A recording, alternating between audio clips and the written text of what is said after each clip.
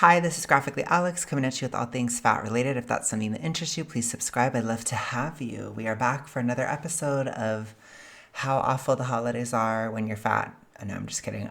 We're back for another episode of the Fab Fatties.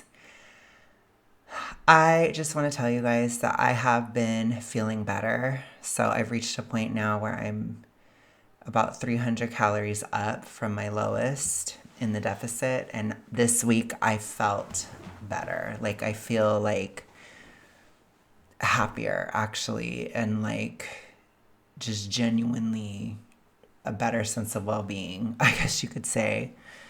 So I probably will be talking about that. I'll probably be doing another video, like a health update video today as well, as I'm covering the reverse dieting process. But I just wanted to let you guys know that don't keep up with those, that I'm doing pretty good. So let's continue this now. It's pretty safe. Yeah. Don't say if it's good. Don't say if it's bad. Don't just say nothing. Okay. So she was talking about how somebody with the toxic ritualistic, you should not say anything about food to them. That's basically what she just said, to refresh you guys. Literally nothing. Not the food is delicious. Just say nothing. It's safe. You know? There are so many other things to talk about besides food. Right. You know? So yeah, I think I have elicited some fear when it comes to that. Because I just don't want to engage. I have absolutely just gotten up and walked away from conversations. Talk about ice. You know, sometimes I think the best thing you can do is just look at them and say, and walk away. Yeah. I get up and I go hang out with my 6, 7, 5-year-old nephews because they're doing cool stuff, you know, like, so sometimes it's just because you know what, your 5, 6, 7 whatever, you know, niece or nephews, they might be like, oh, you're fat, but you know what, they don't think you're a bad person for it, right? They're just kids, right? Because they haven't been it hasn't been ingrained in them their entire lives yet. Correct. Right. But so that's the thing, it's like it is 100% okay to set boundaries. It's 100% okay to. Do you think it also has to be ingrained that it's okay to be that big too? Because I would think so. I really, really would. I think we often hear about the message that being fat is bad is so reinforced, but I think the message that it's okay is also reinforced. And in the United States, it could be reinforced even more vehemently, especially within families, especially with other stuff going on. And they would say, oh, but everybody was dieting and whatever. Sure, but, you know, within the toxic ritualistic, dieting can be a part of a performance. And the reason that it exists is it's to comfort the person within the TR that what they're doing isn't going to kill them. That's basically what it is. So it is a self-performance first and foremost, which a lot of people think of it as like, oh, I'm trying to perform health for other people's approval. No, it's because you do these certain things in order to convince yourself that what you're doing isn't going to kill you. That's basically what it is, which it is delusional. It will still kill you. It doesn't matter if you have a reductive time period. It's still bad for you. The whole cycle is bad for you. The whole cycle is getting you closer to an early grave, period. So at the end of the day, it's not real. If your family was so into weight loss that they actually just lost the weight and got it done and it was over, that would not be reinforcing of fatness. But that's not the story, because the story is you do something that's designed to fail so that you won't ever actually get there, and then you can feel all sad about not getting there, and then you just kind of do it over and over again, basically. That's basically what it is. Or then you'll be like, I tried it 10 years ago, and you'll hold on to that diet you did 10, 20, you know. I mean, we'll hear millennial women talk about Special K breakfast back in 2005, and they haven't really even dieted ever since, but they'll still hold on to that memory and use it as an excuse to hinge 20 years later. The standards are crazy. And for people that are not used to this kind of thing, you guys will hear it and be like, oh, that's so sad, or oh my gosh, yes, I totally get it, or like, I want to be nice and I want to be empathetic to you. But it's not real. You're not traumatized from a diet you had 20 years ago. That's really stupid. It doesn't work that way. But they will say that because you use the memory of something that was overly reductive to continue in the present.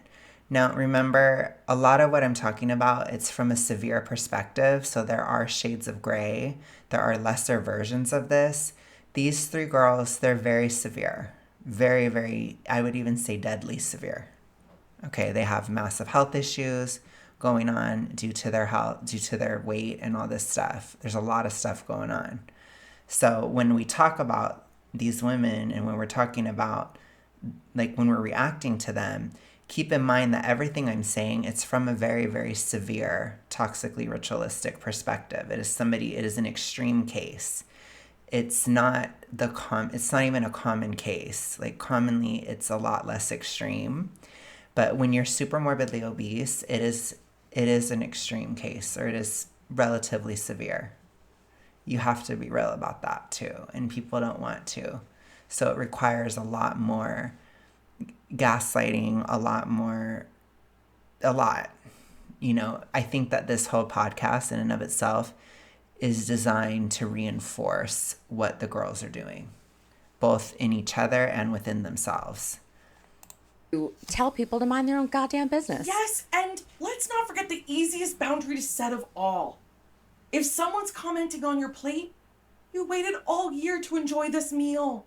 There's nothing wrong with enjoying the meal. You know? But you don't owe anybody an explanation. No, you don't. But that's what I'm saying. Like, hold that boundary for yourself. Like, Thanksgiving is once a year. Yeah. 365 days. You have what... Yes, but are you eating a lot once a year, or is it like every single day? And I think that that's something that we have to consider too.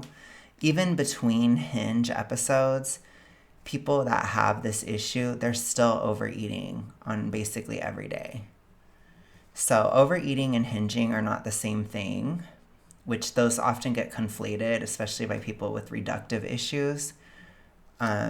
Or like it's used kind of like as a layman's term, kind of similar to saying like, oh my gosh, I'm STARVEing or, Ving, whatever, right?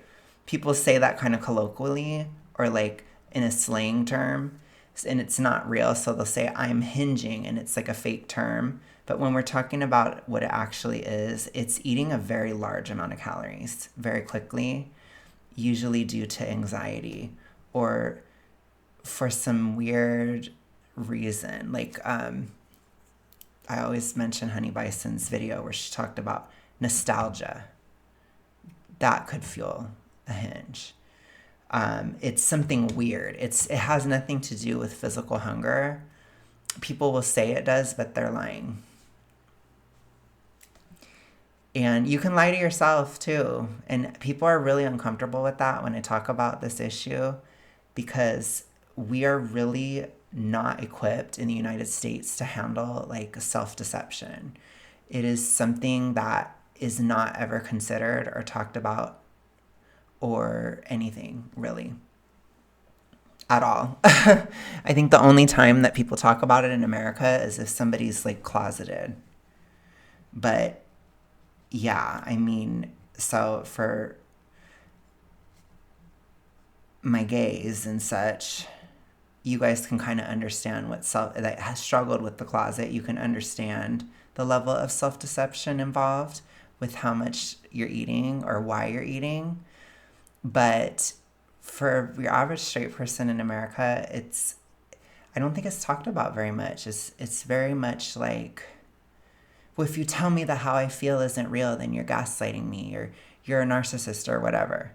That's like very popular these days, which it makes it hard to talk about because people are like, no, I want to be empathetic and we have to believe people all the time.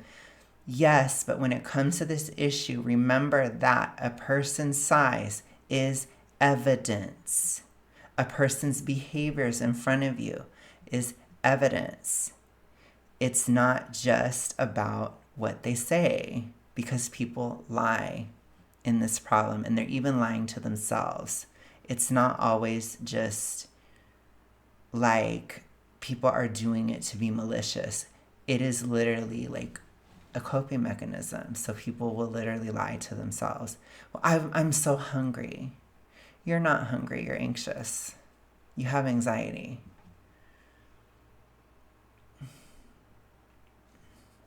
So that's a hinge. Overeating will occur. It has to do with physical stuff. So it has to do with like being lazy or indulgent. That's a little bit different, which people are like, what? How is that any different? One of them is calm and the other one is like fervent. Okay. I don't know how to describe it other than that. Like if you're overindulging, it's like, oh my gosh, I'm going to have like 3 pieces of cheesecake today.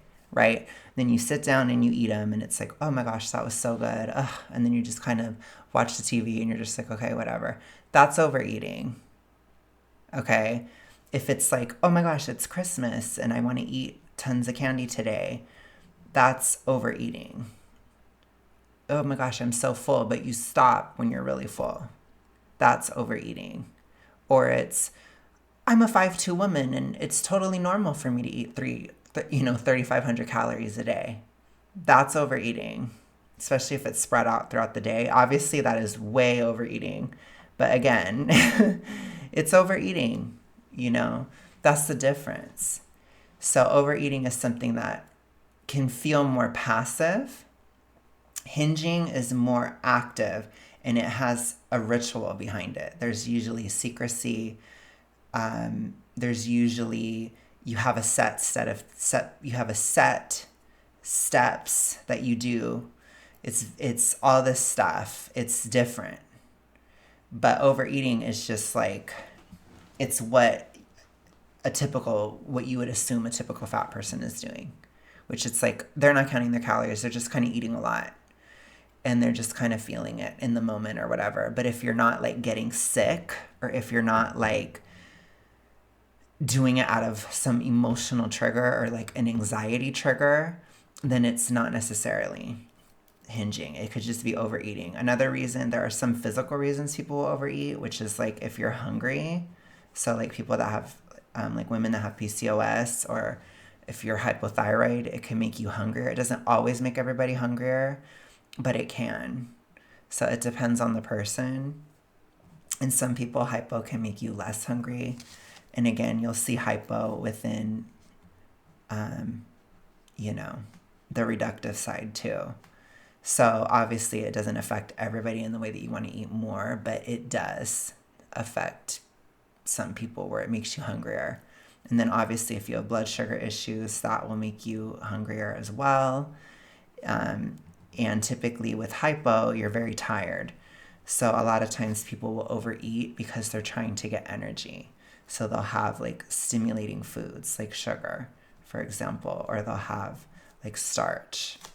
Those are more stimulating things. Or you'll see like a lot of fat people have like a huge coffee that has like 1,000 calories in it. That's done in order to get energy because they're tired. But it's still obviously overeating.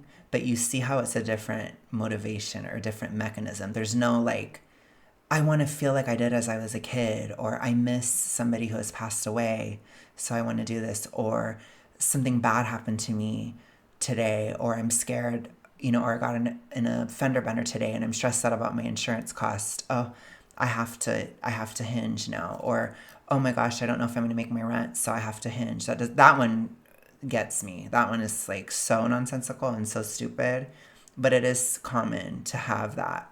Or it's like, oh my gosh, I got dumped, or OMG, I don't want to say this, like, these are bad things. It could be like somebody passed away that's really close to you. Like that would be more of a hinge response, right? But there's a reason, there's a trigger. Or, oh my gosh, my boss is horrible to me and has no boundaries and is constantly manipulating me and trying to text me when I'm off of work. So now I need to eat. Do you see the difference? There's a difference. But you see how the hinge is, oh my gosh, it has that kind of like, that fervency. There's like a frenzy with it. Whereas overeating is more like passive. It's like a sloth, or it's more, I guess we could say like, I don't know. Yeah, I guess that's the best way I can put it. It's more like lazy and indulgent rather than fervent and active or even hyperactive, which a hinge is more so that way. So, and again, people aren't always aware of that because you can kind of dissociate, which is something else. I'll tell you that. That part of it is crazy. But that's why I try to talk about it, because I want you guys that do have that issue to understand that that's what's happening. There is a fervence behind it. There is this like, oh my gosh, oh my gosh, oh my gosh type of feeling behind what you're doing. It's not just like I'm going to eat this bag of cookies while I'm sitting here. That's more so overeating. Okay? So learn the difference between the two, because they have there's different ways of dealing with them, I guess you could say. And you can have both. That's the beautiful thing about being smo. You can overeat all the time and have hinge at the same time. So they're not mutually exclusive to each other either, but they are two different things. So I try to explain that to you guys. Like, I have overeaten since 2020, but I have not hinged since 2020. And there is a difference. And also, the caloric load of overeating is always less than hinging. It's less. It's a lot less. So, and again, even overeating, you're not going to massively gain like so fast. That's a hinge. Somebody, if you notice somebody is putting on a huge amount of weight, they are probably hinging. If it's happening very quickly, which an example of that for my members, we've been covering William a lot. William is an example of somebody who's likely hinging because he's put on a lot of weight within a year. Very quick. Very quick. So that's an example. Okay? Whatever you want on your plate. Don't let anyone make you... Look up a recent interview of William and you'll see what I'm talking about for those of you guys who are not members. You feel any type of way about that, regardless of the size of your body. Yeah. And the food you put in your mouth, it has a taste. And if your dinner's not coming from Publix, you're probably going to like it. You know what I mean? Like, your taste buds react. Things taste good. It's okay to acknowledge that things taste good. Yes. There's not a morality thing of tasting food. and it's just wild to me because, like, There is... I mean, if you want to go with the moral argument, it has to do more so with like taking care of your body in general. It's not about tasting food. It's about, is it too much? Or are you hinging and you're not even really concerned with the taste? For one, you're looking for the sensation. That's all it is it's a sensation. It's a grounding sensation. And if you're overindulging, like, that is also a problem. Too much of anything can be bad. Too much alcohol, too much TV, and not everything is going to be an addiction or whatever. It can be, I guess, but certainly in the case of alcohol, it can be. But I'm just saying, like, not everything that you're overindulging in is a full-blown addiction either. Sometimes it's just overindulgence. Like, we have to, like, I guess, renormalize some of these terms, because it's not always that serious either. Sometimes it's like, maybe you need to tighten this up a bit, or maybe you're being lazy. Sometimes people are fat because they're lazy, which again, a lot of people don't want to hear that, but it's true. I don't give a fuck. I'm going to say it. It's true. Some people are fat because they are lazy, and it is not good to be lazy. I don't think it is good. Sorry, like, you're not going to get that on this channel. I'm not a lazy acceptance person. I don't like laziness. I really don't. So, again, you're not on the right channel if you're looking for somebody who's going to be like, it's okay to be lazy. No, it's not. And certainly not if you're so lazy that you're ending up obese. It's not okay. Mbappe scared me. He's on the attack. That was funny. Funny to me anyway. person like, okay, for example, I cooked for both of you in the last 2 weeks, right? And literally I when I made white chicken chili for you, Alyssa, I was like, oh my God, is Billy gonna be home soon? I want him to eat it. Are you gonna have more? You're gonna take some for lunch tomorrow? Amazing. Like, I wanted her to have 2-3 bowls. Like, I did. it tells me that you love the food I made for you. And like, See, it's getting to, I mean, okay, it's okay to love the food. That's okay. But she's really on a line. You see how like fervent it is? Like, chill out a little bit. You're on a line there. You know, I think we've seen like she really connects through people through the toxic ritualistic, and be aware that is a very severe thing. That's not going to be most people, but don't do that. If you are in that zone where the only way you can connect to people is through talking about food or body size or dieting, you're having a problem. Okay? So if you can connect with other stuff, that's fine. But because you can connect on that in addition to everything else, but if that's all you can, then that means you're depending on it for social connection, which is a really bad toxic ritualistic hole that you've dug yourself into. So be careful with that and find other ways of connection. that's a love language for me. Please eat 10 helpings of it, you know? Yeah. Like that. I just this notion of like, oh, food is fuel. No, fuck that. Fuck that. Yeah. It is, though. Quite frankly, it is. And it's never been more clear to me than through my anemia, my iron deficient anemia journey. Food is fuel. So food can be pleasurable. It can be a nice experience. But at its core, it is supposed to be fuel. And the vast majority of the food that you're eating is supposed to be fuel. Food is fuel. Food is enjoyment. Food is family. Food is culture. Food is happy. Food is... See, she's putting too much into food. It's TR. all of these different things. And our whole lives, our whole entire lives, food has been at every single event. Food has been at weddings, at funerals. Okay, sure, but there are also events where food isn't there. And if you cannot think of anything at all, that is a reason for concern. I'm going to be honest. That is a reason for concern. If you cannot picture anything without food there, you know, for example, there's a lot of times that I've gone to the beach and there wasn't food. We were just there to be in the sand. We were there to go in the water, and it wasn't about the food. There's been a lot of times I've gone to a park and there was no food there. There's been times where I've gone to a person's house and I haven't eaten anything there. You know, it's like, think about certain events. These are like very low scale events, but it's something to think about. Like, if everything has to, I go to movies and I don't have anything at the movie theater. The event is the movie.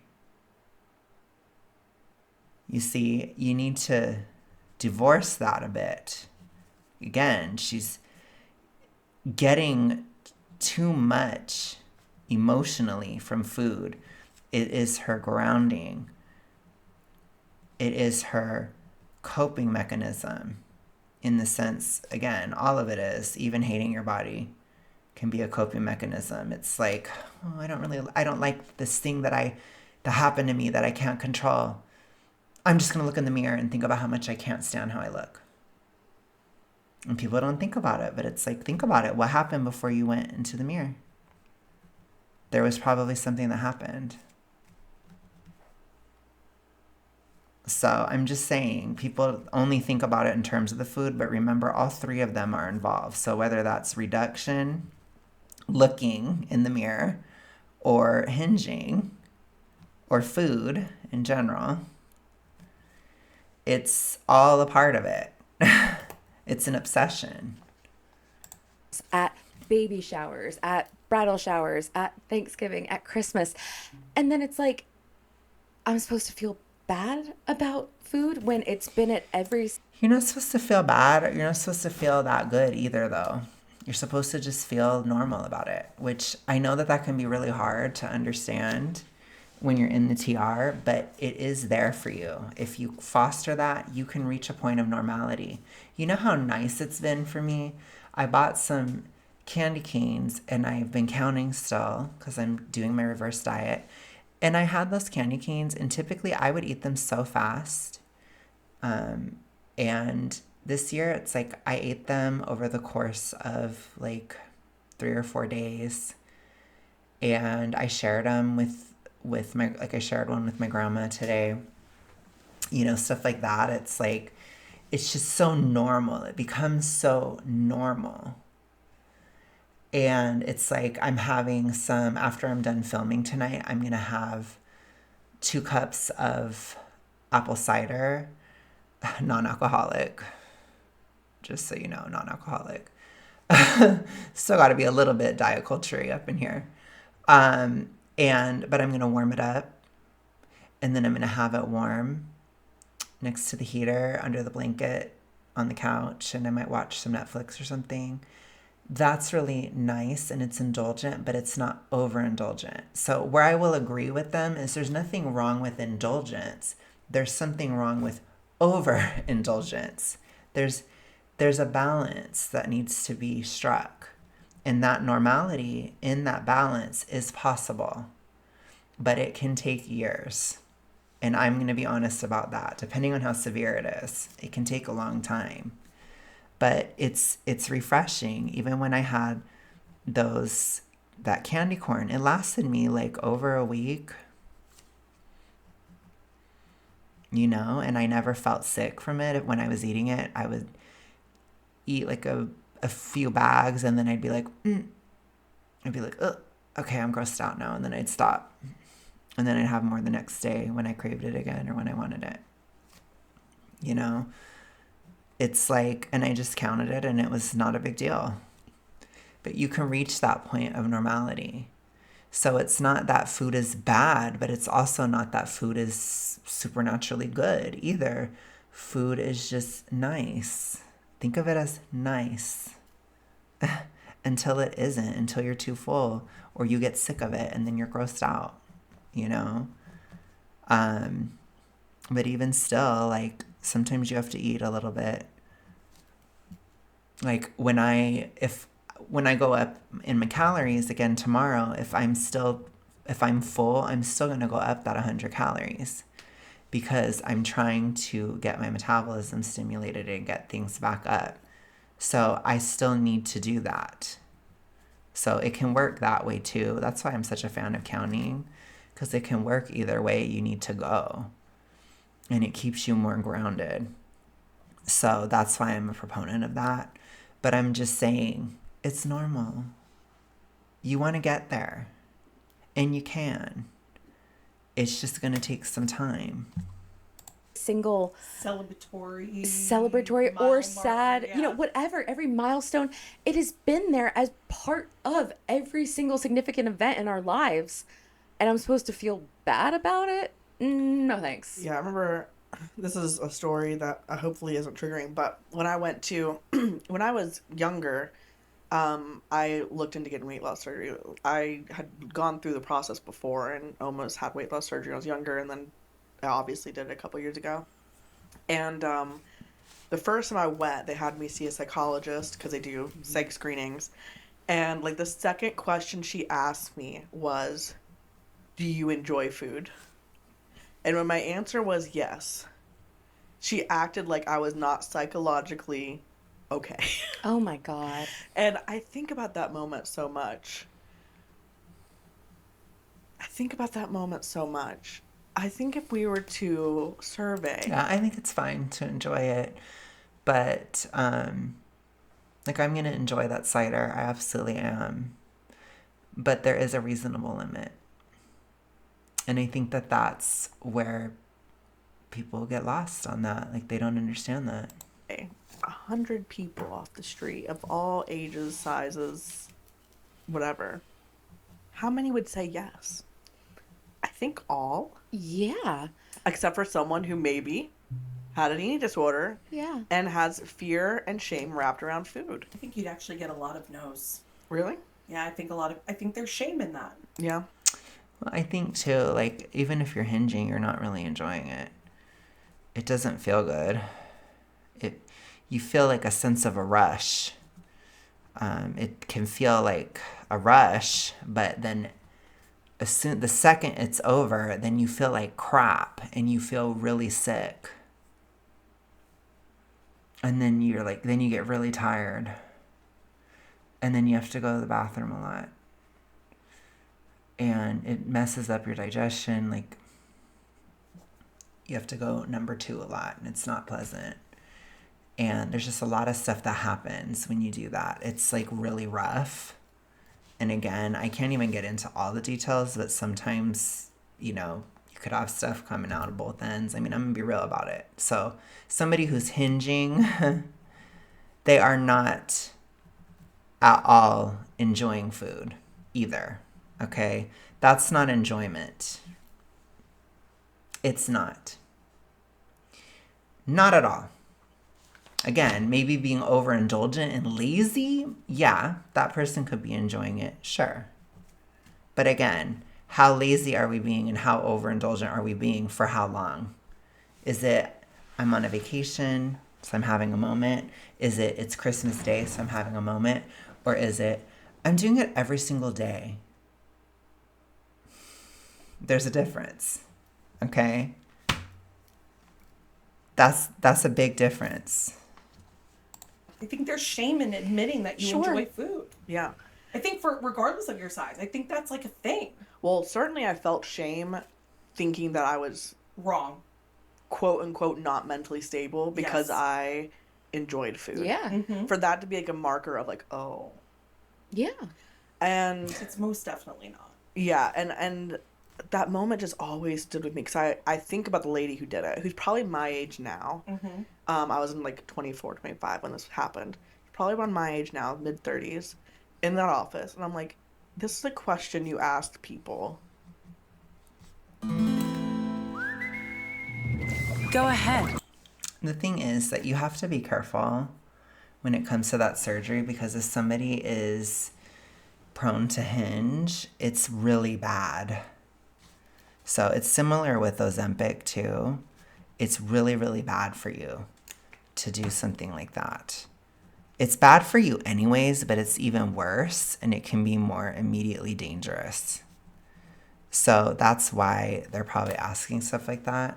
I don't know if I 100% believe this. I'm going to be real, because it sounds a bit ridiculous. But yeah, let's continue. And your response to their answers, so fucked up. Yeah. And so shame driven. It just, I don't know. I think about all the other people who must have gone in there and talked to her too. And I'm just like, yikes. Yeah. Like, Yeah. absolutely yikes. Yeah. That question just shouldn't be a qualifier. Yeah. My second time going around, none of that came up. Yeah. The expectation was we all eat foods and foods don't have moral values, which I know people think is weird now to go through a weight loss surgery program, but they did have a different outlook on food than the first place that I went to. Yeah. As we wrap up this episode, I think it's also really important to say that just because it is a holiday does not mean we skip meals to eat what we consider a large meal, because we still need to have all of our meals. Way to go, Alyssa. I love that. That one was for Karen. Just so I don't... It depends on the person, and you don't have to have huge meals all day. So, no. If you have blood sugar issues or whatever, like I know for me, being hypo when I was very hypo, I had to eat pretty much right when I got up. That's fine. Like, you don't need to feel any kind of way if you have to, or if you're like, I need to eat in the morning so I can function. Duh. But also, if somebody wants to do some intermittent fasting, it also doesn't matter. And anywhere in between, you know? So I think that that's kind of stupid, but whatever. Okay, Alyssa. No, and it also doesn't mean that because you got a second or a third helping that you have to Do work it something off to at the earn it. gym tomorrow Yeah. or run up and down a flight of stairs because you ate a cup of mac and cheese. Like, Yeah. you don't have to earn your food. And you don't have to spend the holiday with family. That doesn't make you feel good. That doesn't make you feel good, right? Like, it's Yeah. it feels weird, especially because we Oh are. my God, is this how we're ending it? You don't have to spend time with family. You don't have to. What do you have to do, Fab Fatties? That's my question. Is there anything in life that you maybe don't want to do that you're going to have to do? I'm curious. Do you have to grow up?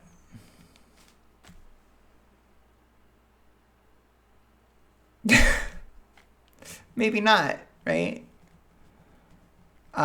Anyways, I don't know. I'd be really interested to hear what is something you have to do that you don't want to do that doesn't have to do with eating.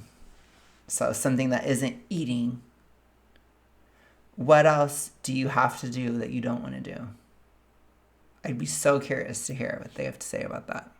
Culture that very much does holiday traditions, right? And the same thing year after year. It feels weird to break that tradition. You might start enjoying Thanksgiving again when you break that tradition and change it up for yourself. I will go ahead and say, especially this year and during this heavy time, blood might be thicker than water, but it doesn't mean you can't block it. You don't have to have Thanksgiving with your family. You don't have to have Christmas with your family. You don't have to have anything. What do you have to do? That's my question. I'll tell you what you have to do. You have to normalize your weight. You need to not be overweight or underweight. That's what I'm going to tell you that you have to do. Okay? It's very important for you to do. You shouldn't be shocked I'm saying that on this channel. But some people, I don't know. Every now and then there's like a random commenter that's surprised that I say that. And I'm like, but yeah, that's what you have to do. Okay? Normalize your weight. Don't be over or underweight. And maintain that.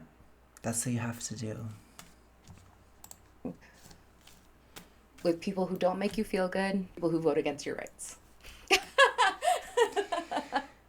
So as far as like, I think I talked about like when people do have to cut out family, there's a cost to that. Don't act like it's no big deal. But sometimes it does have to be done. I understand. I know that most people, I don't know, it seems like Allie flipped a coin one day and went for it the way that she's acting.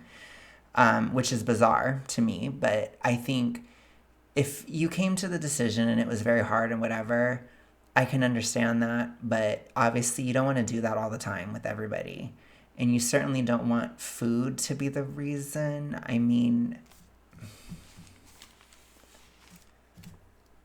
I don't even know why I'd even have to say that. That is so unbelievably ridiculous. But I'm just saying, like, familial conflict is inevitable. It happens. Even if food is an argument, it's not that big of a deal in the grand scheme. Okay? So I'm going to completely reject the notion that food is a reason to cut out family. That is really stupid. And I'm going to say that. Okay? In case that had to be stated. Apparently it did when it comes to them. Apparently it needed to be said. This is the thing, like, I think the goal of this podcast is to remind you things are up to you. You get to live life on your terms to a certain extent, right? We all have things that go against us that we don't want to deal with, right? But like you do get to make decisions. I do hope you feel empowered to make decisions, whether that's having a Thanksgiving meal with others or just preparing yourself and being like, I'm not going to participate. Maybe this year the thing is I'm just not going to participate in it. I'm not going to stop it. Last year I felt like I needed to participate in it. This year I'm just not going to participate in it. That's going to be my goal. That's an awesome goal. You know, like, it's up to you. There's no right or wrong. And I think a lot of choices and steps can all lead to a better outcome. You know, none of this stuff happens overnight. Yeah. As we finish the episode. Okay, that was like a really nothing statement. I think she literally talked and didn't say anything. But I'm not going to replay it. But I don't even know. I just got, there's no right or wrong. Do whatever. And it's like she was saying things, but nothing came out. I don't know. That was weird. Thing, just in case you didn't see it, Alyssa, I want you to show off your pumpkins. Thank you so much. I found this shirt at Green Jeans consignment sale when me and Rebecca went. You did see me, in fact, try it on my Instagram. The buttons are, in fact, bedazzled. Okay, I'm just going to say this. You guys needed to, this is like obviously very retrospective, but you guys needed to have the camera higher. The angles are horrible for this podcast. And I don't understand that decision. I just don't. I don't understand it whatsoever. Like, I don't know if they were trying to intentionally look bigger. Maybe that was a part of it, but I've seen them like full body and it's just not giving. And if you're trying to have like your outfit show and stuff because you care about it, I just feel like it doesn't really show. I just think it's a bad angle. That's all I'm going to say. I think it's a bad angle. It's not a good choice. So sorry. Bedazzled. That's what he said. If it does come back, please put the camera higher. Please. No, didn't I? You said bedazzled. Oh, I think I was just adding a little flair. Change that consonant and get that flair going, girl. I love that so much. Can you move your mic a little bit so we can see the bedazzled buttons? Thank you. Shimmy it up. So for our listeners, I have it's a denim long sleeve shirt, and the buttons are gigantic gemstones. And then at the top of the shirt, it is... Okay, for those of you guys that get this far, I want to know your opinions on this shirt. I just want to know. Whether you like it, hate it, etc. I want to know. I'm not going to say an opinion because I want to leave it as open as I can, and I'm just curious to what y'all think about her shirt. I'm just curious. I'm sure some of you may like it, some of you may not. I'm curious. Literally embroidered pumpkins that also are bedazzled. And it is such an old lady shirt. I look fantastic. I mean, honestly, you do. No, it's so my vibe. Yeah. It's iconic. I don't know what it is, but I truly do find some of the ugliest pieces of clothing I can find on a hanger. And you look at it and you're like, why or who would wear this? Like, this is dated. This is not. And I put it on, and for some reason, it works. We did find out, update, that this shirt has pockets. Which, I mean, that just brings it into immediate 10. Yeah. Immediate 10. Your microphone went floppy. Yeah, my microphone did go a little floppy. I gotta reset it. When you got the secret sauce, you got the secret sauce, and apparently you got the secret sauce. I got so much sauce. And we hope you have lots of sauce on your plate. Oh, with gravy and mashed potatoes and turkey and maybe not turkey if you don't eat turkey. Some white girl mac and cheese. Some white girl mac Cream and cheese cheese really doesn't. But you're not allowed to not eat turkey. Especially green bean casserole. Don't listen to Ellie. And some chocolate pecan pie. And you guys, we have some really special extra content from this episode to share with you as well, and we can't wait. So we're fat. We're fab. We're friends. And we'll see you next time. Bye guys. Happy Thanksgiving. We're thankful for all of you. We probably should have said that. We probably should have said, we're thankful for you. We're thankful for Lucky. We're thankful for Lipton Green Iced Tea. We're lucky for Bodell. We're thankful. We're thankful for Bodell. We're We're thankful for KFC mashed potatoes with gravy on it. We're thankful for Jordan, James, and Billy. Probably should add that in there, you know. I mean, they're okay. They're okay. We're thankful for Lola and Maeve. We're thankful for non-toxic families. Yes. We're not thankful for my family.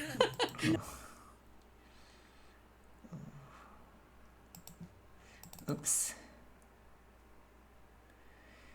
The one side of it. Just one side. Just the one side. Yeah. Okay. Okay, bye. Bye.